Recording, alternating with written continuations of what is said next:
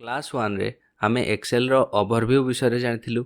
एबे क्लास 2 रे आमे सेल रो कॉलम ए सब गुडी को विषय जानिबु। तेबे चलो स्क्रीन आडू को जिवा।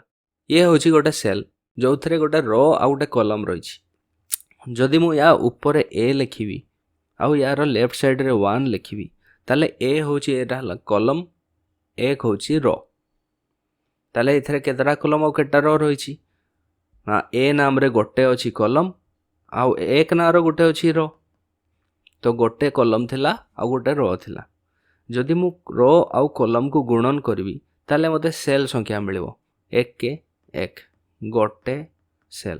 तो एथरे गोटे ही सेल अछि। आउ गोटे एग्जांपल रे बुझिबा जे जदि गोटे रु अधिक सेल रही थाए ताहले केमती हबो। एई टेबल रे ऊपर जदि मु नाम देबी ए बी सी डी ताले ए गुडी को हबो कॉलम आउ लेफ्ट साइड रे जदि नाम देई मु 1 2 3 ताले ये हबो रो। ताले एथरे केटा कॉलम केटा रो रहिछि एथिरे चारिटा कॉलम रहिछि ता सहित तीनोटी रो रहिछि। ए गोटे कॉलम बी गोटे कॉलम सी गोटे कॉलम डी गोटे कॉलम। तो सही परी एक गोटे रो 2 नंबर रो एडा हबो 3 नंबर रो। तो एथिरे 4 into 3 रो अर्थ 12टा सेल अछि। देखो एथरे 12टा ही सेल अछि पूरा। तो एथरु कोन जानले हमें रो गुडी को सब लेफ्ट साइड रे नंबरिंग हेताय आउ कॉलम गुडी को ऊपर ए बी सी डी करके नंबरिंग हेताय। एक्सेल रे प्रत्येक सेल रो गोटे ना गोटे नाम रहिछि। जेमति कि एई सेल रो नाम जानिबा पई चाहे एई सेल टी अछि बी कॉलम रे आउ केते नंबर रो रे अछि ना 2 नंबर रो रे। ताले एई सेल रो नाम कोन हबो एई सेल रो नाम हबो B2। ठीक सही परी एई सेल रो नाम कोन हबो कि कहबो देखिबा। ये अछि डी कॉलम रे आउ अछि 3 नंबर रो रे तेणु यार नाम हबो D3।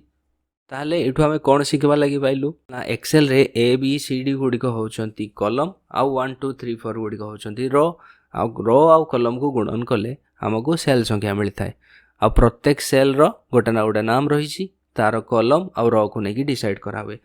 एई सेल रो नाम जेमती D3 ना कि 3D नुहे ना ही एई सेल रो नाम 2B एमती निया जाए नाही। आगे कॉलम नाम आसे ता परे आसे रो नंबर। तेबे चलो एक्सेल सॉफ्टवेयर को जिबा देखिबा सेथरे एई सब जिंस अछि ना नाही। ऊपर जो A B C D E F एगुडा सब होचंती कॉलम आउ ये रहला 1 2 3 4 ए माने सब होचंती रो।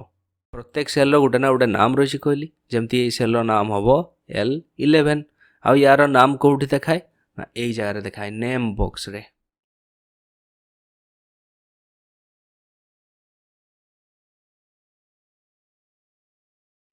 तेबे क्लास 2 एटी सरला देखा हबो नेक्स्ट क्लास रे।